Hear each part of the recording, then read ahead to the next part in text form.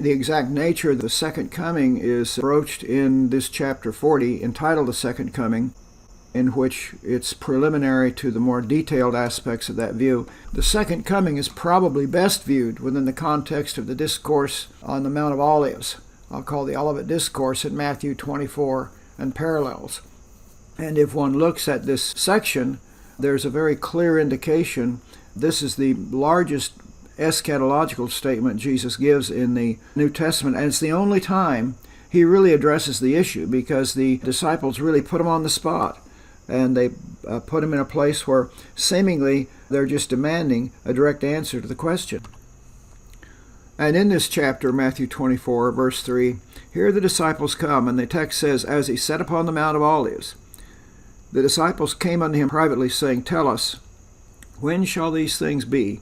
And what shall be the sign of thy coming and of the end of the world? And this is the only place where Jesus directly addresses this, and it speaks to them about his second coming.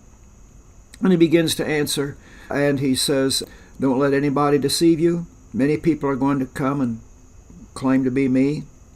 There's going to be wars, rumors of wars, and you're going to be delivered up and afflicted, and you shall be hated, and many false prophets will arise. And that's what happened in their lives. Many people came claiming to be the Messiah. The disciples themselves were killed, martyred, executed. Great pestilence came against the church, great attacks. And then, at the end of all this, Jesus gives the sign of his coming, how it relates to his coming, and it's in verse 14. And listen to what he says. And this gospel of the kingdom shall be preached in all the world for a witness unto all nations, and then shall the end come. And that's the only sign that Jesus gives of the fact that the end will come. And when he goes on then to describe his second coming, it's in a sense of imminence, of suddenness. It comes out of nowhere, seemingly. And so he says in verse 27, For as the lightning cometh out of the east, and that shineth even unto the west, so shall also the Son of Man be. And he shall send his angels with a great sound of a trumpet to gather together his elect from the four winds, from one end of the heaven to the other.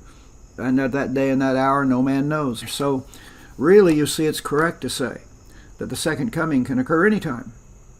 There's nothing holding it back. There's nothing preceding it. And when his program of redemption is finished, according to Matthew 24, then the second coming will occur. And also note that in simplest terms, not only can it come anytime, it's going to be known by all. This idea of a secret rapture is a product of later English dispensationalism of John Nelson Darby and Benjamin Wells Newton. They'll discuss in the next chapter. Basically, when he comes, we'll all know it. And of course, the question is how it relates to other prophecies, which would seem to require fulfillment before the event itself. Depending upon the way some people interpret the Bible or schematize prophetical biblical passages, there are certain things that have to happen before the second coming takes place. But many of those things actually are somewhat arbitrary, depending on other theological profiles that have been forced on the text. So just stay with what the Word says and realize he could come anytime, and we hope he would come tomorrow even.